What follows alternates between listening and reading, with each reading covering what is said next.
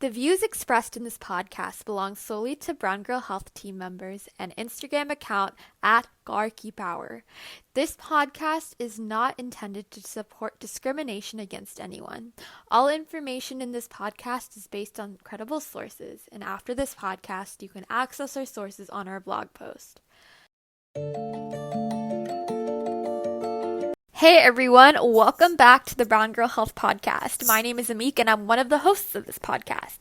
I would like to encourage you all to join the Brown Girl Health community by following us on Instagram at brown.girl.health, and thank you for the recent 2K followers, and Twitter at BGH Tweets, and subscribing to our YouTube channel. There are links in the description as well. In today's episode, I will be talking about the farmers' protest, the biggest protest that took place in world's history. To talk and dissect more about the situation, we've invited guest speaker Eshanna at @GarKeyPower on Instagram to speak about the situation. Eshanna, take it away. Hi, my name is Eshanna Kang. I am a freshman at the University of the Sciences. I come from a family of farmers, so my family and I have felt very strongly about the injustices occurring right now. We've been trying to do as much as we could to help, even from here, spreading awareness, educating the community, and attending rallies, as well as organizing one in Edison. So I've heard quite a bit about the farmers' protest that's been happening in India, but there seems to be a lot of misconception and misunderstanding surrounding the situation. Can you tell us a little bit more about why these protests are happening, and hasn't this been in the news for a while? Yeah, so it all started September 20th, 2020, when the Indian Parliament passed 3 bills known as the Farmer Bills. Right at that, the protest began. Gradually, the protest started moving towards Delhi around October, and that's where the saying Delhi Chalo started. And around November 26th, there were roughly 250 million people protesting in support of the farmers, making it the largest protest in human history. These same protesters have been camped out at the Delhi borders for the past 3 or more months, and that's still going on right now. Could you tell us what this legislation really means? Yeah, well, I do recommend going online and reading the bills. You can find PDFs of them on prsindia.org. But to give a brief overview of them, the first one is called the Farmers' Produce Trade and Commerce Bill. The way it used to be was that farmers would sell their produce using the Mandi system, or AMPC, and this system was honestly already flawed. However, instead of the government finding ways to help these farmers, they have decided to pass policies that are making everything even more difficult for them. The AMPC would buy farmers' produce at an MSP, or a minimum support price. This gave farmers a little bit of stability, honestly, but sadly the first bill comes with the extinction of the Mandi.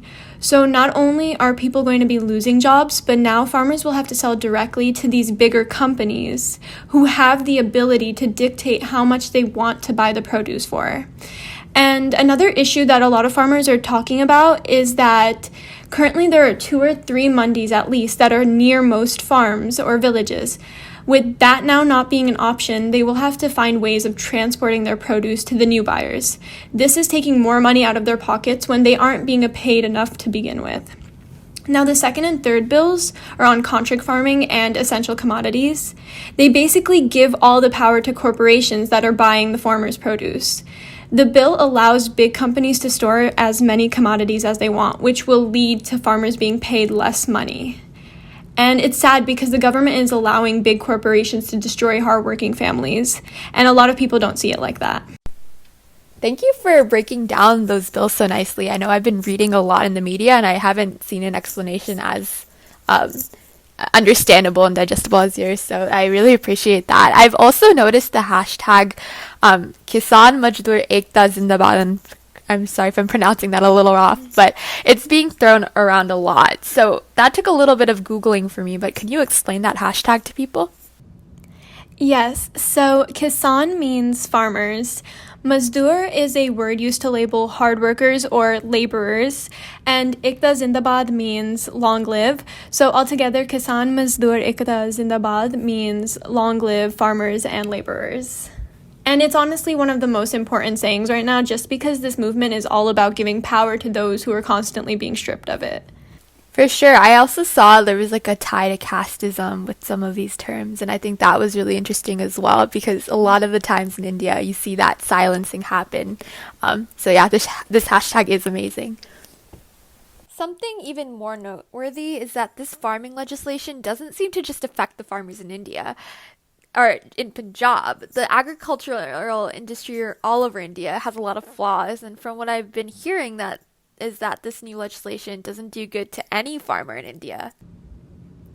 Yeah, it's actually been seen that lots of farmers from South India were also trying to protest and join in, but they were being arrested or stopped. And this is the reason why I think Punjab has been protesting the most recently is because they were one of the last states to be given these bills passed on them. And it's not just them, like you can find a lot of the media isn't covering this, but there are farmers from all over the country protesting this. For sure, and I think something that I've noticed as like a Sikh and Punjabi is that a lot of my like circle will have these posts going up, and there's this constant thing in the media that it's becoming more of a religious thing than a farmer's thing. But do you think that's true from what you've seen? So, honestly, I've been really disgusted by the way the Indian media chooses to portray the Sikhs specifically who are protesting. None of it's new. We've seen it for years. However, this movement started solely to advocate against the oppressive bills that were passed to hurt farmers of all of India. It was never a religious movement, but being that majority of the protests were Sikhs from Punjab, the government and media decided to make it seem like that was what our intentions were. It was almost like every time Sikhs try to speak up about anything, the media throws the word Khalistani terrorist around in a way to silence us. That's really true, and I think something else that's been, or two things that have been really hot in the news have been like one on Republic Day. There was the Nishan Sahib, the Sikh flag was put on to the Red Fort, and then there was the whole hashtag Free Juggy Now resurfaced. Do you want to talk a little bit about both of those? Yes. So, for those who don't know, Free Juggy Now started in 2017 when British citizen Jagtar Singh Johal was arrested when he went to India for his wedding. The allegations that were against him were that he was involved in Khalistani organizations that were killing far right-wing Hindu leaders. They arrested him with no evidence to support their claims. He's been stuck in jail ever since. He even released letters through his attorney of him describing the brutal torture he's going through. They beat him, shock him, and even stated how he was left in solitary confinement for days. His brother Gurpreet Johal spoke with BBC, and there's an article about it, and he stated that his brother is a peaceful activist, and he believes that he only got arrested simply due to the fact that he had written about the historical human rights violations against Sikhs in India. And just this week, Jussie was forced to sign a blank confession, which has him now facing the death penalty. And basically, they're trying to kill him for a crime that he never committed. And his home country has done nothing to help him. And the Indian government is in a constant cycle of just silencing Sikh voices. Even on Republic Day, first of all, Khalistan has nothing to do with the protests or the farmers. And it's honestly sad that Khalistan is even considered a terrorist group because there are groups like RSS, which is a far right-wing Hindu nationalist paramilitary legal organization. And they are Hindu supremacists who have constantly incited violence against minority religions in India. Yet they have never been considered a terrorist group. It's almost like every Indian news outlet was spreading fake news about how protesters during Republic Day were Khalistanis and how they put up the Khalistan flag at Red Fort even though it was the Nishan Sahib. And it's like they just think, oh, protesting Sikhs, they must be Khalistanis. If the Nishan Sahib is a Khalistani symbol, then even the Prime Minister Modi is a Khalistani for having the Nishan Sahib in the Republic Day parade. You know, I find that very interesting because you talked about the RSS a little bit and like tying back to the whole idea of health. There was a doctor that actually came from New Jersey and went to the protests at the Singhu border in Delhi, and he was helping like farmers with like medical needs, and then the RSS came and attacked their whole clinic, and there was a whole interview about that. So that's a really interesting point that you brought up as well. Yeah, it's actually the Delhi police right now is offering actual cash rewards to anyone who turns in some of the protesters they're looking for. People like Deep Sidhu, and there's lots of others that they're trying to find because they were protesting at Red Fort. But these terrorists, the actual terrorists who are attacking people at the borders, are roaming free when these other people who are protesting for the rights of farmers are hiding from the police. So, from what I'm hearing, there's a lot of fake news being circulated. How do we know what is the fake news and if that is the case, and where can we get actual news from? So, yeah, a lot of the news outlets in India are owned by larger corporations, and they're spreading a lot of false news. And honestly, even here in the US, there was recently a New York Times article that was pretty inaccurate. They only spoke about how the farmers were violent during the Red Fort protest, or it wasn't even a Red Fort protest, it was a tractor rally opposing the Republic Day parade. But they were actually, the protesters were led to Red Fort by the police. And in the article, they talk about how the farmers were violent and how the police were the ones who were harmed in all this. And they make the police sound super innocent. And they never even talk about how it was actually the police that led the farmers to Red Fort. And they don't talk about how the police started the violence. They don't talk about Navneet Singh, who was actually shot twice by the police that day, and he now actually sadly passed away due to all of that. And they're continuing to cover all of this up. It's already been really difficult to get international media to cover the protests, and for New York Times to release something as damaging as this was pretty hurtful, especially with their large platform. But on a more positive note, just yesterday, starting with Rihanna, multiple large influencers like Greta Thunberg, Amanda Cerny, and others spoke up in support of our farmers, which was amazing. And this is exactly what raising awareness does. It gets people talking about this. And these were just international supporters. Our own Bollywood actors haven't even spoken up about all of this, which is horrible. But you can find a lot of social media accounts on Instagram and even actual like journalists who are talking about like the real what's actually happening, the people who were there on the front stage watching it all happen. I think something that really bothered me because I was such a huge Bollywood fan, and you see that some actors specifically profit off of like movies that have to do with like Punjabi culture and farming. Like, for example, Akshay Kumar with Sing is King and Sing is Bling, and then like a bunch of weird movies like that. And then you would think that like actors like that would have a little more compassion towards something that they profit off of, or even have familiar background like tied to something like agriculture and farming. I'm pretty sure that he comes from like a Punjabi family.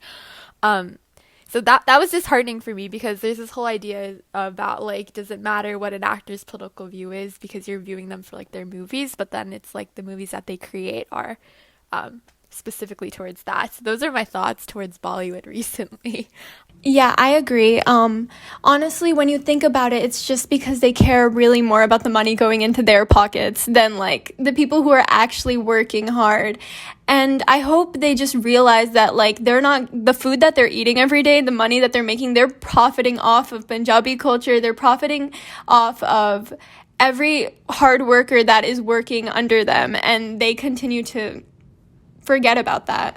But I have to add, like, the Punjabi industry, like Ameek, Diljit Dosanjh, these common Punjabi singers, they've been doing a great job of like standing up for whatever they believe in and like their like Punjabi like farming like heritage, because there was this whole Twitter battle with Kangna Ranaut and Diljit Dosanjh that went pretty viral at the beginning of the protests, and then you see Kangna trying to fight Rihanna on Twitter now, and I thought that was really funny.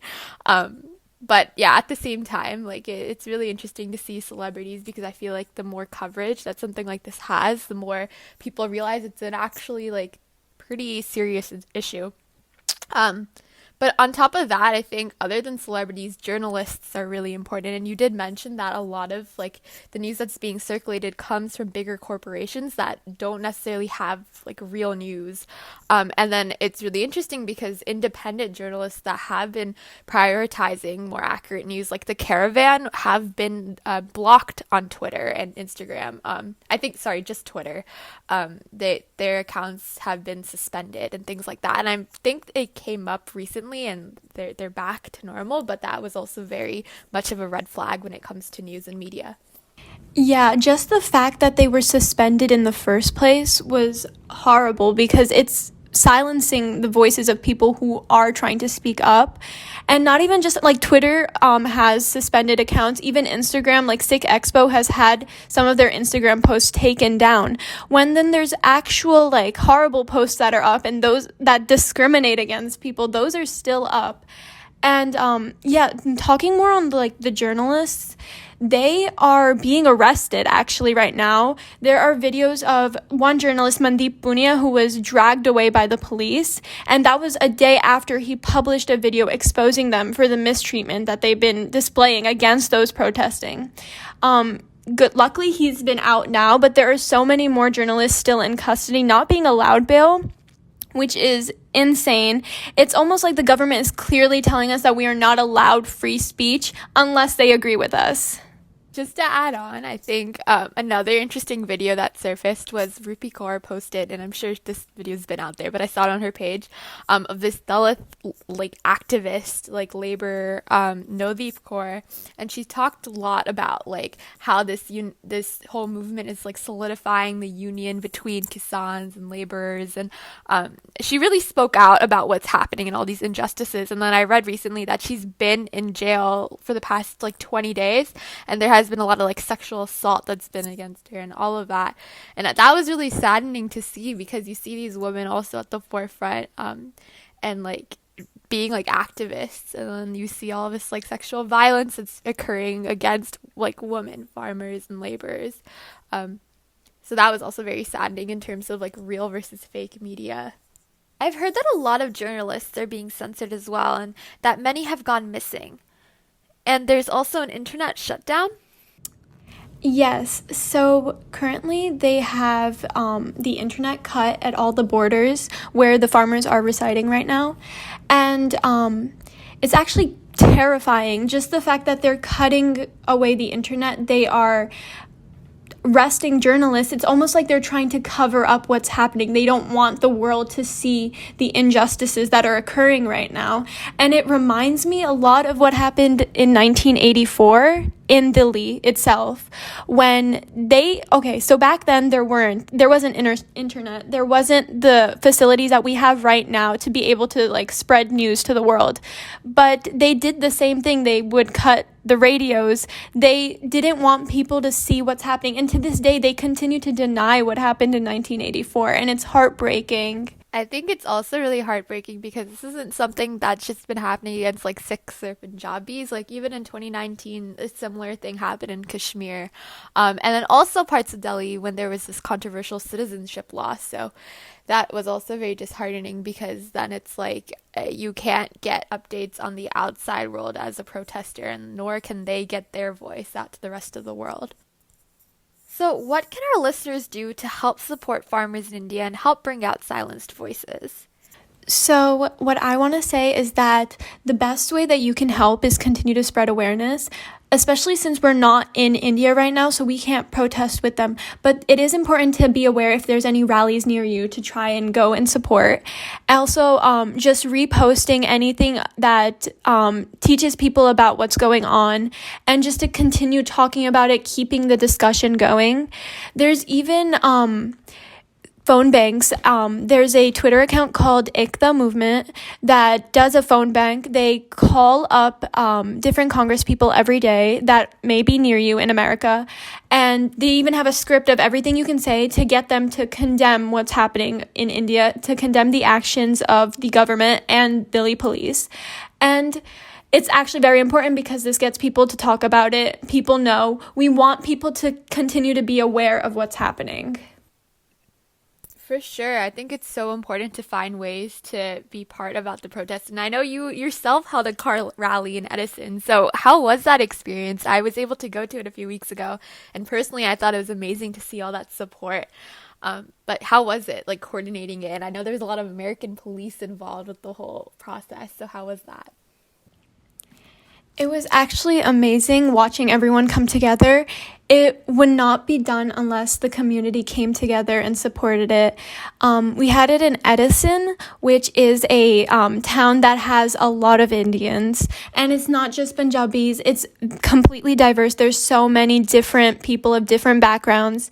And my favorite part of like all of it was when we were driving, I would see people coming out of their houses to see what's happening, coming out of the stores. There were actually people in cars driving by us who were recording us, and just like, they weren't even like angry. They were like putting their fists up in support. Like, it was amazing watching this all happen, and just knowing that everybody was coming together aware of like how we need to stand together and fight for all of this together. For sure. I remember like driving past like some sort of complex with a lot of Indian stores. And in general, Edison's known for being the hub of a lot of Indian people. Even when I go to school in California and I introduce myself like I'm from New Jersey, everyone assumes I'm from Edison, and I find that very funny. But yeah, I thought this was the most perfect place to have something like this, because it's like when you have that solidarity within yourselves as Indians, only then you can get your voice heard, and people like Rihanna and other Greta Thunberg will hear about these things too. But now that we've talked a little bit about these amazing protests and car rallies that have been happening like internationally as well, let's transition, I guess, a little back into the health aspect of the farmers' protests. So we see already that according to the Farmers Union, the numbers are that 163 protesters have gone missing, and at least 147 have died due to the course of the month-long protests from a range of causes like suicide, road accidents, and mostly exposure to the cold weather, because it is really cold in India now, especially on the streets of Delhi.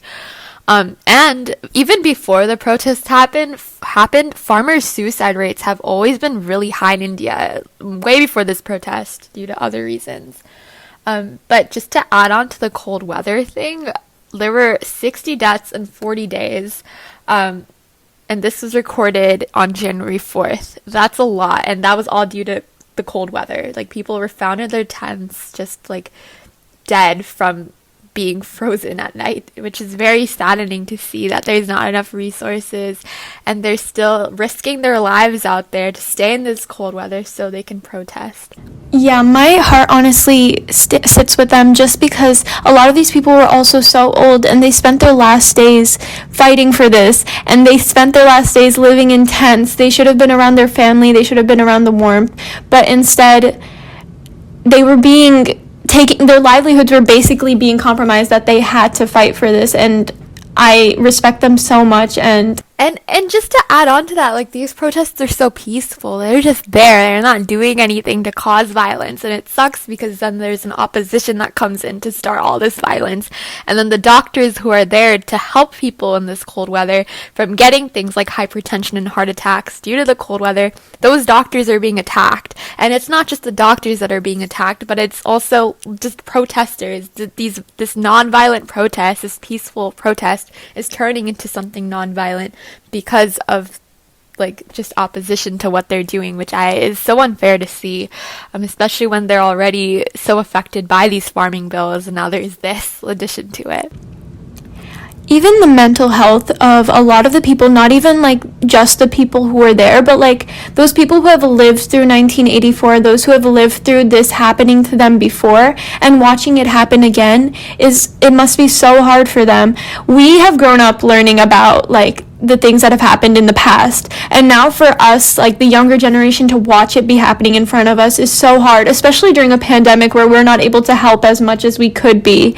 But I'm honestly very proud of how much people have been stepping up with like the resources that we do have right now, and it's very It's amazing. Definitely, and especially with what you brought up with like the older generations having sat through 84. I know like even like some grandparents have seen 47, which was even more like insane. And I think especially due to that, there is this idea of trauma and intergenerational trauma. And there was an account, Brown Girl Therapy, and they have a whole post on that. And I think just thinking about that mental toll that it can have on someone, I didn't realize that the farmers' protest had that much of a mental toll on me until I read that, and I was like, wait, I feel it now. Like, I felt it, but I didn't really like amount it to that. And that was really important to read, because then it was like, it's okay, like it's taking a mental toll on a lot of people. So social media in that sense has been very helpful, and highly recommend that post as well. So, as what people have been talking about recently is how the rate of suicide in farmers has been very high within what's happening. Even before what's happening, even before the bills, it was already very high. And it's actually not even Punjab that had the highest rate of suicide in farmers. It's Maharashtra, which I think is so important for people to realize, because they keep turning it into a Punjabi or religion thing, when it's actually Maharashtrians who are also included. It's farmers all over the country.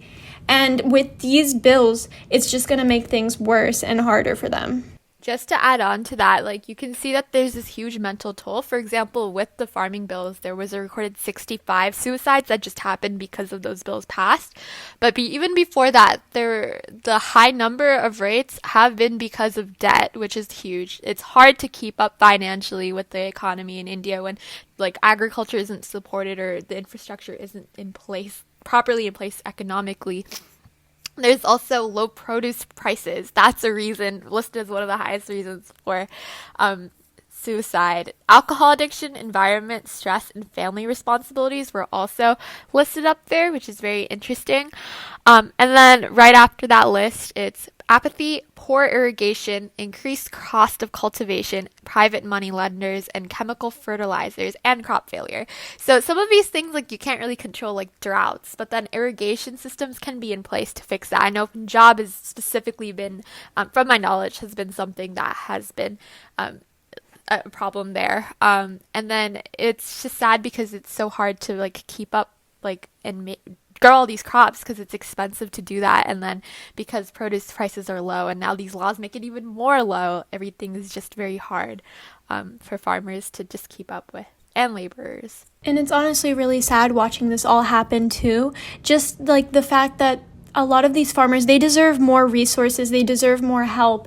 And instead of all that, the government is just giving more money to the corporations. They want these bigger people to get more, and they continue to take away from farmers, laborers, the hardworking class.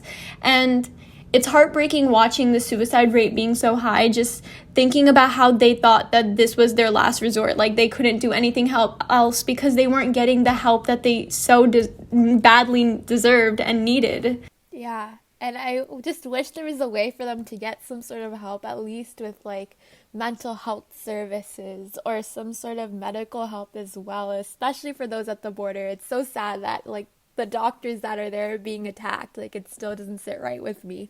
And then this is all during COVID, and I'm sure that's brought it their own set of problems with like laborers and like getting all these crops cultivated. So this is just really saddening to see, and I think it's great to end, I guess, with a more positive note that there can be things that we do as people in a different country, as younger generations, to help with things like the farmers' protest and to stand up for them. And I think one of them is just showing solidarity, like the car rally that like I attended that you coordinated was amazing to see that solidarity. I know in California on the Bay Bridge there was a huge rally as well, where they surrounded like the Indian embassy and had something there, and I think just keep on like bringing the solidarity, and then we'll get more of our voices heard.